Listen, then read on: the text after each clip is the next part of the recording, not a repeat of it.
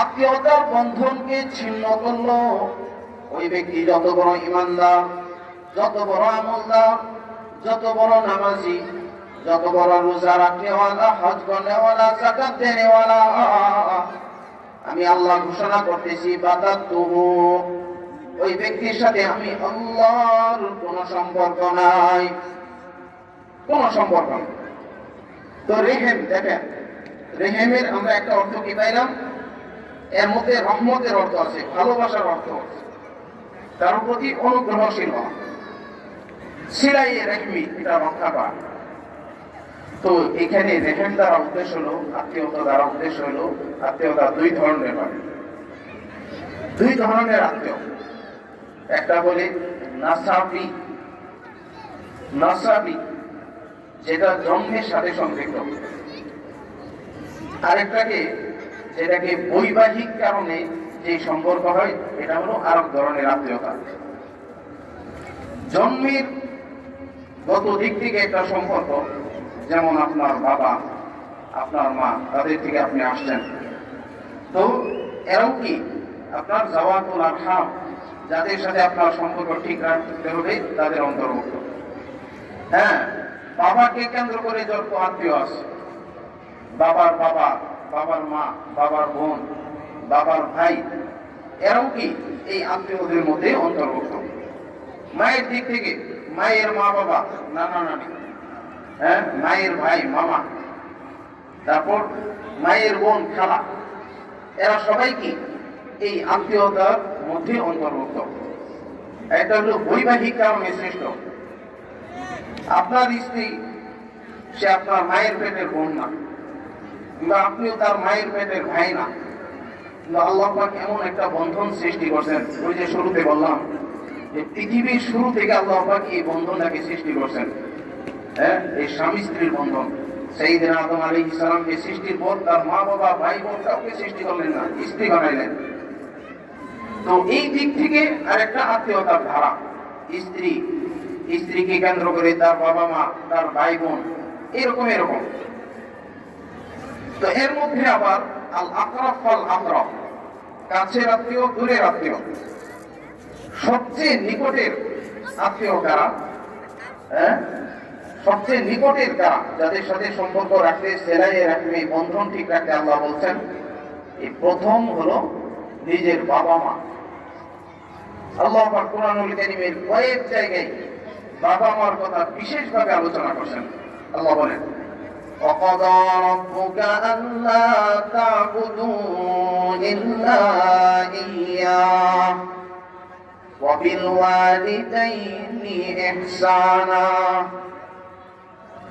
আমি আল্লাহ সিদ্ধান্ত করেছি, আল্লাহ তা'বুদু ইল্লা ইয়্যাহ, জমিন আমার, এই জমিনের সমস্ত সৃষ্টি আমার, এই জমিনের সমস্ত নাজ নিয়ামত আমার, এই জমিনের সমস্ত কিছুর নিয়ন্ত্রণ আমার হাতে, ইবাদত চলবে একমাত্র আমার। কখনো মাথা গাছের সামনে, কখনো দরগার সামনে, কখনো দুর্গার সামনে, কখনো বা বিভিন্ন মাখলুকের সামনে ঝুঁকানো যাবে না। আল্লাহ তা'বুদু ইল্লা ইয়্যাহ। প্রতিদিন আমরা করি ইয়াকা না'বুদু, কি অর্থ? ইয়াকা না'বুদু, আল্লাহ আমরা আপনার ইবাদত করি, না আপনার না। এখানে মুফাসসিরিনে কেরামদেরকে জিজ্ঞাসা করেন, হে আল্লাহ আপনার ইবাদত করি, এই কথা না। এই আয়াতের তরজমা কি? হে আল্লাহ আমরা আপনারই ইবাদত করি। ইয়াকা না'বুদু শব্দের অর্থ কি? এই বাক্যটা, হে আল্লাহ আমরা আপনার ইবাদত করি না, আপনারই ইবাদত করি। আপনারই আর আপনার, এই দুইটার মধ্যে পার্থক্য আছে। আপনার ইবাদত করি মানে সাথে আরো কারো ইবাদত করি, মাঝে মাঝে গিয়ে কবরের সামনে একটু মাথাটা ঝুঁকায়, হ্যাঁ, কখনো দরগার সামনে, কখনো দুর্গার সামনে, হ্যাঁ, এরকম মাথাটা ঝুঁকায় ফেলি। দেখেন একজন মুসলমান সে কি করে, বিধর্মী যারা আছে, মুসলিম যারা আছে, তারা কোন একটা মুসলিম দেশে নিরাপদে বসবাস করবে, এর ব্যাপারে ইসলামের সুস্পষ্ট দিক নির্দেশনা আছে। আল্লাহ রাসূল সাল্লাল্লাহু আলাইহি সাল্লাম বলেন, দেখো যারা মুসলিম দেশে বসবাস করে তাদেরকে নিরাপত্তা, তাদের জানমালের হেফাজত করবা। কেউ যদি তাদের উপর কোনো জুলুম করো, আনা হাজিজুহু ইয়াউমাল কিয়ামা, আমি কিয়ামতের দিন তার বিরুদ্ধে সাক্ষী দেব। এরকম অনেক কিছু আছে। কিন্তু কথা হলো কুফফারদের সাথে আমরা মুসলমানদের উঠা বসা মেলাওয়াট, তাদের সাথে সম্পর্ক একটা বিষয় সতর্ক থাকতে হবে। তাদের সাথে যেন আমাদের মুআমালাত অন্তরঙ্গ সম্পর্কে এটা না হয়। এরকম যদি সম্পর্ক হয়, তার যে কুফর, তার যে শিরিকের প্রভাব আমার অন্তরে পড়বে। অনেক ভাইদেরকে দেখি, ওই যে বিশেষ বিশেষ সময়গুলোতে দেখি যে শারদীয় দুর্গা পূজার শুভেচ্ছা জানাইতেছে, তারপরে শ্রদ্ধা জানায়। অন্যান্য ধর্মাবলম্বীদের প্রতি আমার শ্রদ্ধা আছে। শ্রদ্ধা ভাই কখন জানানো হয়? একটা জিনিসকে আপনি সম্মান করেন, আপনি তাদের প্রতি শ্রদ্ধাশীল কেমনে হন? আপনি সহনশীল হইতে পারেন। আপনি যদি শ্রদ্ধাশীল হন, এই কথার কি অর্থ? আপনি কি করলেন? আপনি আপনার ইমানের মধ্যে ভেজা ঢোকাইলেন। অন্য একটা মূর্তিকে, প্রতিমাকে, ভিন্ন শিরিককে আপনি কিভাবে শ্রদ্ধা জানাইতে পারেন? কিভাবে শুভেচ্ছা জানাইতে পারেন? এই শব্দগুলো ব্যবহারে সতর্ক থাকি। দেখ, এটা অন্যদিকে আমার আলোচনা চলে যাচ্ছে। আল্লাহ বলতেছেন আল্লাহ তা'বুদু ইল্লা ইয়া, আল্লাহর ইবাদত করবা। 2 নম্বর বলতেছেন ওয়াবিল ওয়ালিদাইনি ইহসানা, মা বাবার প্রতি ইহসান করো। ইহসান কি জিনিস? আপনি মা বাবার খরচ দিতেছেন। অনেক যুবকরা এরকম দেখি বলে যে হুজুর আমি শহরে চাকরি বাকরি করি, বাড়িতে তো ব্যস্ততা, যাইতে পারি না। মা খালি ফোন করে, যাওয়ার জন্য যাইতে পারি না, দেখতেও পারি না। এখন যখন আপনার ছুটি থাকে কখন কি করেন? বলে তখন তো বিভিন্ন ট্যুর থাকে, আগে থেকে প্ল্যান থাকে যে এইবার বান্দরবনের ট্যুর হবে, এইবার কক্সবাজারে। মায়ের কাছে যাইতে পারি না। আমি কই বলেন কি মার হক নাই? বলে হ্যাঁ, প্রত্যেক মাসে মাসে কি করি, বিকাশে টাকা পাঠায় দিই। মার বাবার যে খাবার, চিকিৎসা, ওষুধ পানি, এই খরচগুলো আমি কি করি, সময় মতো পাঠায় দিই। না না না ভাই, শুধু ভাত পানি কাপড় চোপড় দিলেই আপনার ইহসান হবে না। আল্লাহ পাক এখানে এই কথা বলেন নাই যে বাবা মার দায়িত্ব পালন করো, বাবা মার তাদের যে খরচ আছে, দায়িত্ব আছে, এটা পালন করো, এটুকুকে আল্লাহ বলেন নাই। ইহসান কারে কয়? আপনি সব কিছু দিলেন, কাপড় চোপড়, চিকিৎসা, সব জরুরি, তাদের যা দরকার প্রয়োজন এটাকে দিলেন। দেওয়ার পরও একদিন মা আপনাকে বলছে বাবা আমার তো এই জিনিসটা একটু খাইতে মন চাইছে, আমার তো অমুক জিনিসটা একটু খেতে মন চাচ্ছে। আপনি রাগ করতে পারবেন না, এই কথা বলতে পারবেন না। এখন আর মাস শেষ, টাকা নাই, বেতন নাই হাতে, 2 দিন পর পরই একটা লিস্টি ধরাই দাও খরচের, আমি কিভাবে, আমার পক্ষে সম্ভব? এই কথা বলতে পারবেন না। বরং আপনাকে কি বলবেন যে মা তুমি দোয়া করো, তুমি বলছো আমি আনবোই আনবো, দোয়া করো যেন আল্লাহ ব্যবস্থা করে দেয়। এটা হলো ইহসান। 3 বেলা খাবারের পরে, 3 বেলা খাবার দেওয়ার পর, কাপড় চোপড় দেওয়ার পর কি করলেন? বাবা মায়ের একটু বাড়তি যত্ন নিলেন, একটু ঘুমানোর আগ দিয়ে খবর নিলেন যে মা তুমি খাওয়া দাওয়া করছো, মা তুমি ওষুধটা ঠিক মতো খাইছো, মা তোমার কোনো কিছু লাগবে, মা শীতের রাত তোমার পায়ে একটু সরিষার তেল মালিশ করে দিই। এই যে এগুলোর নাম হলো ইহসান। এই অতিরিক্ত এই জিনিসটার নাম ইহসান। আল্লাহ পাকে আদেশ দিয়েছেন ওয়াবিল ওয়ালিদাইনি ইহসানা, তাদের সাথে ইহসানের আচরণ করো, বাবা মা উভয়ের সাথে। এমনকি আল্লাহ রাসূল বলেন যদি তারা কাফের হয়, আল্লাহকে মানে না, তার সাথেও তুমি কি করো? উত্তম আচরণ করো। وَإِنْ جَاهَدَاكَ عَلَىٰ أَن تُشْرِكَ بِي مَا لَيْسَ لَكَ بِهِ عِلْمٌ فَلَا تُطِعْهُمَا, যদি তারা তোমাকে কোনো অন্যায় করতে বলে, কুফরি করতে বলে, শিরিক করতে বলে, فَلَا تُطِعْهُمَا, এই ক্ষেত্রে অনুসরণ করবা না। وَصَاحِبْهُمَا فِي الدُّنْيَا مَعْرُوفًا, কিন্তু দুনিয়ার জীবনে কাফের হওয়ার কারণে ঘর থেকে বের করে দিতে পারবা না। মুশরিক হওয়ার কারণে বাবা মা কাফের যদি হয়, ঘর থেকে বের করা যাবে না, তাদের সাথে অসৎ আচরণ করা যাবে না। ওয়াসাহিবহুমা ফিদ দুনিয়া মারুফা, দুনিয়ার জীবনে তাদের সাথে উত্তম থেকে উত্তম আচরণ করো। তো বাবা মা 1 নম্বর, যাদের সাথে বন্ধন ঠিক রাখতে আল্লাহ বলছেন, এর 1 নম্বর হলো কি? হ্যাঁ, বাবা মা। এই বাবা মার মধ্যে একটু আবার তার কাছে পার্থক্য আছে। এক সাহাবী নবীজিকে জিজ্ঞাসা করতেছে, ইয়া রাসূলুল্লাহ, হ্যাঁ, সবচেয়ে বেশি আমি খেদমত কার করবো? নবীজি বললেন, উম্মু। ওই ব্যক্তি বলতেছে, সুম্মা মান? এরপরে কার? নবীজি বলছেন, উম্মুকা। আবার প্রশ্ন, সুম্মা মান? উম্মুকা। ইয়া রাসূলুল্লাহ, সুম্মা মান? সুম্মা আবুকা। হ্যাঁ, তিনবার নবীজি মায়ের কথা বলছেন। হ্যাঁ, তিনবার। কারণ আল্লাহ পাক রব্বুল আলামিন এর কারণও কোরআনে বলছেন যে একজন মা তার সন্তানকে লম্বা সময় গর্ভে ধারণ করে, এই একটা কষ্ট। প্রসব বেদনার সময়, হ্যাঁ, প্রসব বেদনা কত কষ্ট। হ্যাঁ, একজন মা এই পরিমাণ কষ্ট স্বীকার করে। একজনে বলতেছিলেন, একজন মানুষ কতটুকু ব্যথা কষ্ট সহ্য করতে পারে। তো মেডিকেল সায়েন্স বলে একজন মানুষ 40 থেকে 45 ইউনিট পর্যন্ত ব্যথা অনুভব করতে পারে। কিন্তু একজন মা প্রসব বেদনা, জন্মের সময় যে কষ্টটা হয়, এটা 60 ইউনিট প্লাস হয়। সহজে বুঝতে গেলে আপনার শরীরের 20টা হাড্ডি যদি একসাথে ভেঙে যায়, গোড়া হয়ে যায়, যে পরিমাণ ব্যথা অনুভব করবেন, হ্যাঁ, একসাথে 20টা হাড্ডি ভেঙে গেলে ওই পরিমাণ ব্যথা অনুভব হয় প্রসব বেদনার সময়। দ্বিতীয় একটা কষ্ট। 3 নম্বর, وحمله وفصاله 30 شهرا। আরেকটা কি? আল্লাহ পাক বলেন, তাকে দুগ্ধ পান করাইছে মা। এই 3টা কষ্ট। মার খেদমত 3 গুণ, খেদমত 3 গুণ। বাবারও খেদমত, মার খেদমত, এই দুইটা হলো সবচেয়ে বেশি বাবা মায়ের সাথে সম্পর্ক জুড়ে রাখা। এটা হলো প্রথম স্তর। এক মানুষ আরেক মানুষের আত্মীয়তার বন্ধন ঠিক রাখা, সিলাই রাহমির প্রথম স্তর হলো বাবা মা। বাবা মা।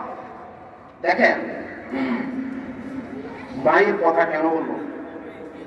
মায়ের অন্তরে আল্লাহ পাক এমন ভালোবাসা দিয়া দিচ্ছেন সন্তানের প্রতি, এমন মহাব্বত দিয়া দিচ্ছেন। এই যে আপনারা পাশেই কবরস্থান, এই কবরস্থানে যারা এখানে শুয়ে আছেন তাদের জন্য প্রতিদিন দোয়া হবে। এই কবরস্থানে আপনারা দেখছেন লাশ দাফন করা হয়, প্রায় দিনই লাশ দাফন করা হয়। কোনদিন দেখছেন সন্তানের লাশের সাথে মা আসছে, মা ধরে কবরে নামাইছে? কেউ দেখছেন কোনদিন? মারা আসে না, মহিলারা আসে না। কেন আসে না? উলামায়ে কেরাম লিখেছেন, কোন মায়ের জন্য তার সন্তানের কবরে নামা জায়েজ নাই। মনে করেন মহিলারা আসে না, কিন্তু একজন মার সাথে তার সন্তানের তো কোনো পর্দা নাই। মা তো চাইলে সন্তানের লাশ নিয়ে কবরে শোয়াইতে পারে, হ্যাঁ, শোয়াইতে পারে না, তার সাথে তো কোনো পর্দা নেই। উলামায়ে কেরাম লিখছেন, মায়ের জন্য সন্তানের লাশ নিয়ে কবরে নামা কি নাই? জায়েজ নাই। কেন জায়েজ নাই? আল্লাহ পাক রব্বুল আলামিন মায়ের মধ্যে এমন একটা মমতা, মায়া সৃষ্টি করছেন। হ্যাঁ, নবীজি এটাই বললেন, উম্মুকা, তোমার মা সবচেয়ে বেশি তোমার হকদার। হামালাতু উম্মুহু কুরহা ওয়া ওয়াদাতু কুরহা ওয়া হামলুহু ওয়া ফিসালুহু 30 শাহরা। মাকে আল্লাহ এমন মায়া দিয়েছেন, মেরে মুহতারাম ভাইও, সন্তানকে কবরে নিয়ে নামবে এই অনুমতি নাই। কেন নাই? পৃথিবীতে এমন কোন মা নাই, এমন কোন মাকে আল্লাহ সৃষ্টি করেন নাই, কোন মায়ের ভিতর এমন অন্তরাত্মা আল্লাহ দেন নাই যে মা তার সন্তানের লাশকে কবরে রাখার পর নিজে কবর থেকে উঠে আসবে। এমন কোন মা নাই, এমন কোন মা নাই নিজ হাতে সন্তানের লাশকে কবরে রাখার পর নিজ হাতে মাটি চাপা দিবে, নিজ হাতে বাঁশ গুলো দিবে, নিজ হাতে মাটি দিয়া কবরে রেখে আসবে। এমন কোন কলিজাওয়ালা মা নাই। মা বলবে, আমার সন্তানের লাশ নিয়ে নামছি, আমাকে তোমরা উঠায়ও না, আমাকে সহ তোমরা দাফন করে দাও, আমাকে সহ মাটি চাপা দাও, আমাকে সহ বাঁশ চাপা দাও, আমাকে সহ তোমরা কবর দিয়ে দাও। আমার সন্তান থেকে খবরদার আমাকে আলাদা করো না, আমার থেকে আলাদা করো না। এই কারণে দেখেন, বারবার এই বিষয়টা প্রমাণিত জিন্দেগীর প্রত্যেকটা ক্ষেত্রে। কিন্তু বাবাকেও আল্লাহ মায়া দিয়েছেন, কিন্তু বাবার মধ্যে আল্লাহ পাক ধৈর্য শক্তিও দিয়েছেন। বাবার মধ্যে ওই ধৈর্য শক্তিটাও আল্লাহ দিয়েছেন। মোহতারাম ভাই, এক নম্বর বিষয় হলো মা বাবা, এই দুইজনের প্রতি কি করা? সেরায়ে রাহমির প্রথম স্তর হলো বাবা মার হক আদায় করা।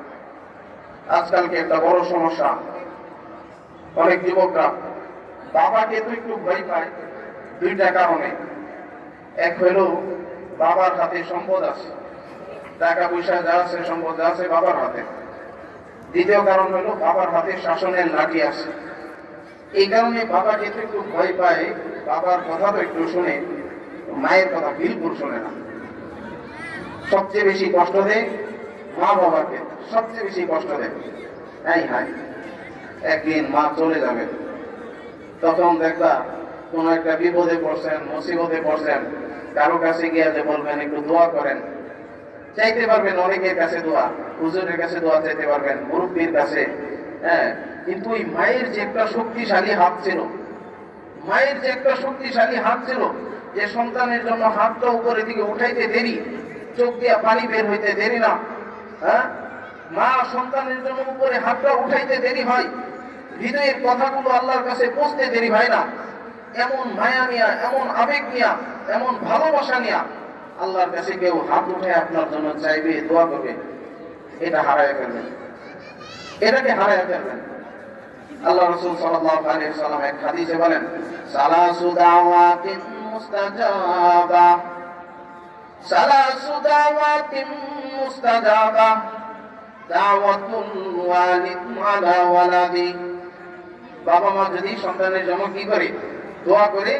এই দোয়ার মধ্যে লাইসা বাইনাহু ওয়া বাইনাল্লাহি হিজাব, আল্লাহর কাছে ওই দোয়া পৌঁছতে মাঝখানে কোনো পর্দা আবরণ, মাঝখানে কোনো বাধা থাকে না, সরাসরি আল্লাহর কাছে পৌঁছে যায়। এই কারণে এই গনিমত, এই সম্পদ শুধু সম্পদ নাই, পৃথিবীতে সবচেয়ে বড় সম্পদ।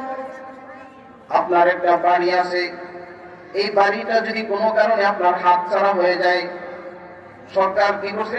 বলতেছে এটাকে অধিগ্রহণ করতে হবে। হ্যাঁ, সরকার এরকম কোনো আদেশ জারি করছে, অথবা আপনার জায়গা প্রমাণিত হয়েছে এটা অন্যের জায়গা, এই বর্তমানে কাগজ যার জায়গা তার, তো মনে করেন কোনো না কোনো ভাবে আপনার হাত ছাড়া হয়ে গেছে বা কেউ দখল করে ফেলছে, তো দেখেন আপনি অনুরূপ আরেকটা বাড়ি বানাইতে পারবেন, অনুরূপ ডিজাইনের আরেকটা বাড়ি বানাইতে পারবেন। ঢাকা শহরে কিছু কিছু এলাকায় দেখবেন আপনারা, ওই যে আমি এক জায়গায় দেখছি, ওই যে উত্তর 18 নম্বর সেক্টর, ওখানে দেখছি একই রকম বিল্ডিং, একাধিক বিল্ডিং একসাথে পাশাপাশি। আরো বিভিন্ন জায়গায় আছে, আপনি দেখবেন একরকম ডিজাইনের বিল্ডিং বিভিন্ন জায়গায়, একই ইঞ্জিনিয়ারের ডিজাইন একটা করছে, ওই রকম আরেকটা ডিজাইন সে করতে পারবে। দেখেন আপনার কোন সম্পদ হারিয়ে গেল আর অনুরূপ পাবেন, টাকা পয়সা আপনি অনুরূপ পাবেন, এক বন্ধু আপনাকে ছেড়ে দিয়েছে, অনুরূপ বন্ধু আরেকজন পাইবেন, আপনার এক স্ত্রী চলে গেছে তো আরেক স্ত্রী পাইবেন, তার চেয়ে ভালো পাইতে পারেন। কিন্তু মা, ওরে মা এমন একটা জিনিস যার কোনো কপি নাই, যার কোনো অনুরূপ নাই, যার কোনো মেশাল নাই, যার কোনো সাদৃশ্য নাই, অনুরূপ জিনিস আর হয় না। এই কারণে যখন এই নিয়ামত হারিয়ে যায় তখন বুঝে আসে। কবি মজরুম ইকবাল, কবি ইকবাল রহমতুল্লাহ আলাইহি তার জিন্দেগির ঘটনা লেখেন। কবি ইকবাল লেখেন, আমি দীর্ঘ সময় মাঠ থেকে দূরে থাকলাম, পড়াশোনা করলাম, যখন বাড়িতে আসলাম মোবাইলের জামানা না, চিঠি লেখার জামানা, সংবাদ আদান প্রদান করতে হয় চিঠি লেখার মাধ্যমে। আমার কাছে খবর আসলো আমার মা দুনিয়া থেকে চলে গেছে। আমি যখন দেশে আসলাম, মায়ের কবরের পাশে দাঁড়ায় একটা সুন্দর চমৎকার কবিতা আবৃত্তি করেন। তিনি বলেন, उमर भर तेरी मोहब्बत मेरी खिदमत कर रहे, मैं तेरी खिदमत के लायक जब हुआ तो चल बसे। চোখের পানি ছেড়ে দিয়ে কবি ইকবাল মায়ের কবরের পাশে দাঁড়ায় বলতেছেন, তেরি মোহাব্বত ওমা, মোহাব্বতের সাথে ভালোবাসার সাথে গোটা জিন্দেগিটাকে উজাড় করে দিয়ে আমাকে তুমি ধীরে ধীরে ধীরে ধীরে নিজেকে শেষ করে মানুষ করেছ। কিন্তু আমি যখন উপযুক্ত হইলাম তোমার খেদমতের জন্য, চাকরি বাকরি করে তোমাকে খেদমত করব, এর উপযুক্ত যখন আমি হইলাম তো জালবাসে এই নিয়ামতকে হারায় ফেললাম, চলে গেলাম, এই নিয়ামতকে কি করলাম, হারায় ফেললাম। এই জন্য মেরে মোহতারাম ভাই, যাদের এই নিয়ামত গুলো আছে খুবই কদর করি, এই নিয়ামতকে খুবই কদর করি। আপনার মা আছে মানে আপনার একটা শক্তিশালী হাত আছে, যেই হাতটা আপনার জন্য যদি উঠায় দেয় আল্লাহ দরবারে, আপনার পেরেশানি খতম, আপনার টেনশন খতম। হ্যাঁ, এমন একটা শক্তিশালী হাত, আপনার পীরের হাতের চেয়েও শক্তিশালী, আপনার মসজিদের ইমামের হাতের চেয়েও শক্তিশালী, আপনার এলাকার বড় বুজুর্গের হাতের চেয়েও শক্তিশালী। হ্যাঁ, অনেক শক্তিশালী। তো মেরে মোহতারাম ভাই, আমি শুধু সংক্ষেপেই বলে বলে যাচ্ছি। এক নম্বর মা বাবা, দুই নম্বর বিষয় হলো যারা নাকি আপনার নাসাবি নসবের সূত্রে যারা আপনার আত্মীয় স্বজন। এই নসবের মধ্যে আবার দুইটা ধরন, একটা হলো বাবার দিক থেকে আর একটা হলো মায়ের দিক থেকে। বাবার দিক থেকে যারা, তারা হলো মুকাদ্দাম, তারা হলো আগে। যেমন কি আছে বাবার থেকে দুইটা ধারা, একটা হলো উপরস্থ ধারা আর একটা হলো অধমস্থ ধারা। উপরস্থ ধারা হলো দাদা দাদি, হ্যাঁ, তারপরে কি ফুফু, বাবার যে ভাই আছে কাকা বা জ্যাঠা চাচা, এরা হলো একটা দিক।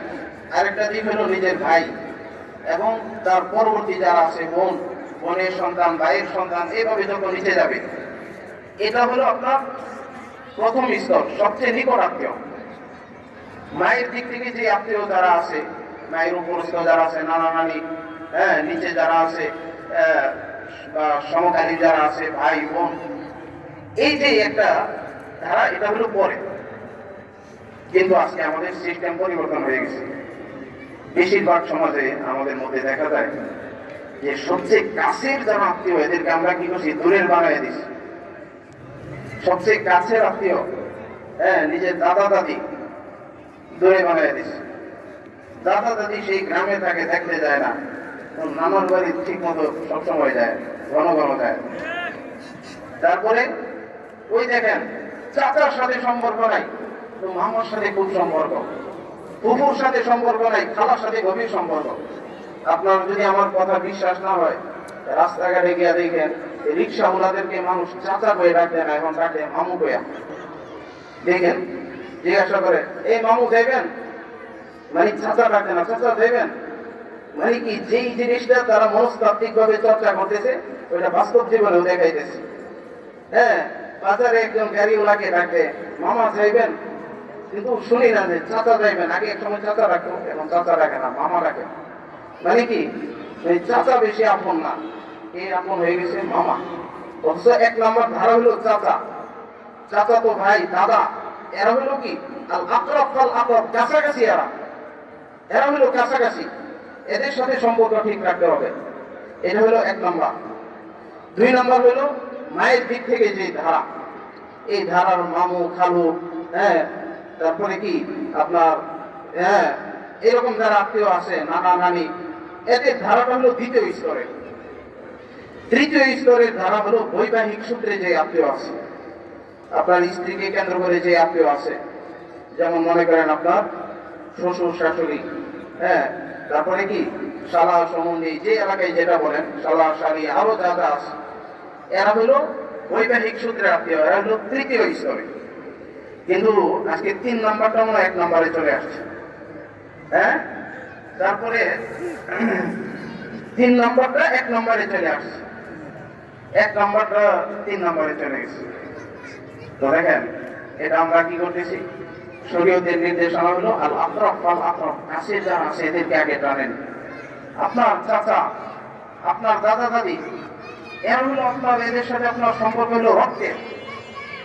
আপনি যত বড় হন একজন মানুষ, আপনি আল্লাহ দুনিয়ার পরিচয় আপনারা কি করছেন, অনেক বড় বানাই দিচ্ছেন, অনেক বড় হয়ে গেছেন আপনি। দুনিয়াতে সবাই শ্রদ্ধা করে, সম্মান করে, সমীহ করে, অনেক বড় ব্যক্তি। বাস্তবে আপনি অনেক বড় ব্যক্তি, যদিও আল্লাহর কাছে বড় হওয়ার জন্য দুনিয়াবি পরিচয়টা বড় না।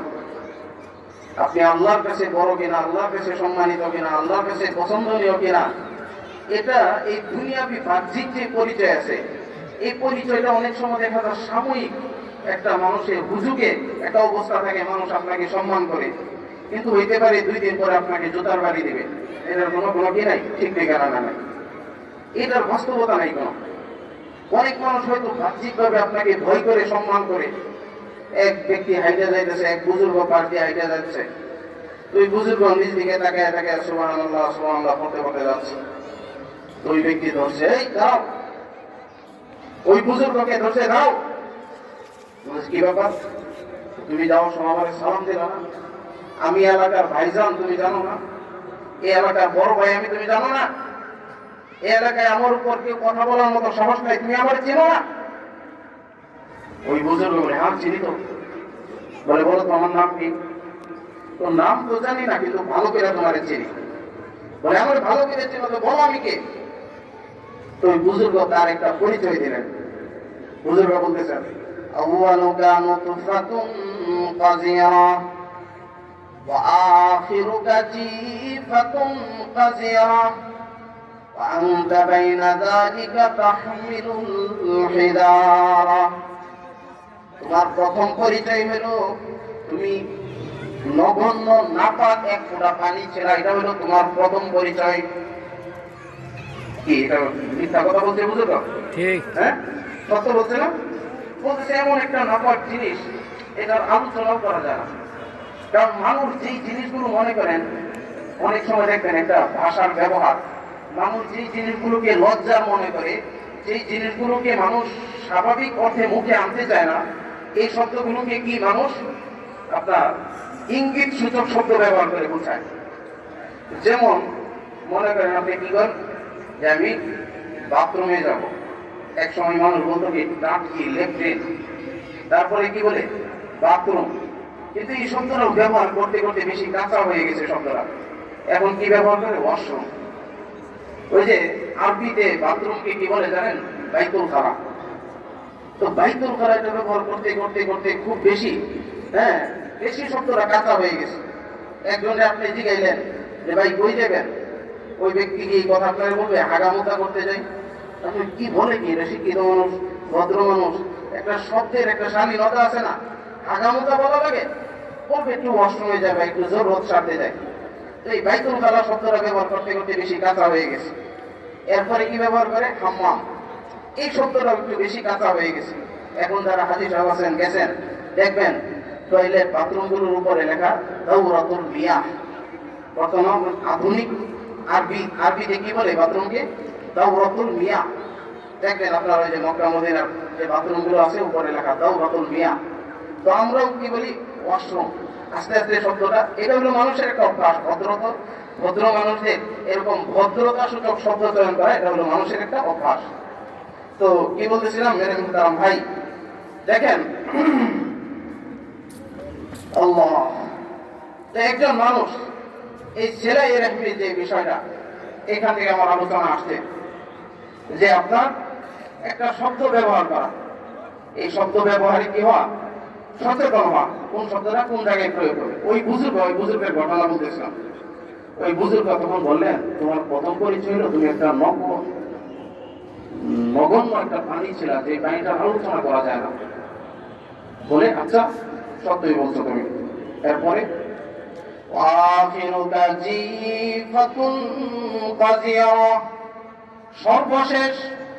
সর্বশেষ তোমার অবস্থা হবে, তোমার এই সুন্দর শরীরটা, এই সুন্দর দেহ পচে গলে শেষ হয়ে যাবে। কেমন পচে গলে শেষ হয়ে যদি বিশ্বাস না হয়, এখানে যাও, অনেক নামি দামি মানুষ ছিল, অনেক বাদশা ছিল, নেতা ছিল, বড় পরিচয়ধারী ছিল, তাদেরকে গিয়া জিজ্ঞাসা করো, ভাই কি অবস্থা? তারা একটা জবাব দেবে, ভাই আহাম থা ইহি ওয়াহাম থা, আমি গুরুত্বপূর্ণ ব্যক্তি ছিলাম, এটাই আমার একটা ভুল ধারণা ছিল। হাইরে কোনাই ফুলানো গনিমত সুমার উমর যা পেশতার কে ভাঙ্গে ফরায়াত ফুনানুমান। এই জন্য কোনো একজন কবি বলতেছেন, আমি এক কবরস্থানের পাশে গিয়ে দেখলাম, বাসনামুয়ার কাজিরে জমি দফন করতা আন্দ আজহাসতি আশতারু বে জমি বরনে শানুমা। কবি বলেন, আমি একটা কবরস্থানের পাশে গেলাম, কবরস্থানের পাশে দাঁড়ায় বললাম, আরে আব্দুর রহমান ভাই, আরে আব্দুর রহিম ভাই, ওগো আব্দুল্লাহ ভাই, জমিনে কত বীর দর্পে চলতা, কত বাদশাহী ছিল, ক্ষমতা ছিল, কত প্রভাব প্রতিপত্তি ছিল, কিন্তু আজকে তোমার কি অবস্থা? হস্তি আসবারুবে জমি পর নিশানমন্দ, তোমার গোশত চামড়ি হাড্ডি সবকিছু, চামড়া হাড্ডি সবকিছু মাটির সাথে মিশে গেছে। বুজুর্গ বলেন তোমার একটা করণীয় আছে। বলে কি করণীয়? ভাইরে কুনাই ফুলানো গনিমত সুমার মার, ওগো ভাই আমরা আসলে মোহতারাম হাজিরিন, তো আমি আমার বিষয়বস্তু থেকে সংক্ষিপ্ত সময়ে যতটুকু বোঝানো যায় শেষ করবো ইনশাআল্লাহ। তো বলতেছিলাম, আত্মীয়তার বন্ধন ঠিক রাখা সোনালী দৃষ্টিতে, আরেকটি হলো বৈবাহিক সূত্রে যে আত্মীয়তার বন্ধন। এর মধ্যে প্রথম কে নিজের স্ত্রী। এই বেচারি তার গোটা জিন্দিগি আপনার জন্য অক্ষ করে দিছে, তার গোটা জিন্দিগি আপনার পাশে, ওই বেচারি যেন আপনার দ্বারা কোনো আঘাত না পায়, কষ্ট না পায়, এমন যেন না হয় যে দেখেন তাদের মধ্যে আল্লাহ পাক সৃষ্টিগতভাবে কিছুটা বক্রতা রাখছে, এটাই তাদের একটা সৌন্দর্য। এটাই তাদের সৌন্দর্য। এমন যেন না হয় সে আপনার কাছে এসে জুলুমের শিকার হয়। বর্তমানে আমাদের কাছে যে ফতোয়া বিভাগে ফতোয়াগুলো আসে, অধিকাংশই দেখা যায়, খুব বেশি দেখা যায় এই ফতোয়া যে শেষ হয়ে গেছে, সম্পর্ক শেষ, তালাক হয়ে গেছে। কত কঠিন একটা বিষয়, কত কঠিন একটা বিষয়। মুহূর্তের মধ্যে সম্পর্কটা শেষ করে দেয়, পরে বুঝে আসে।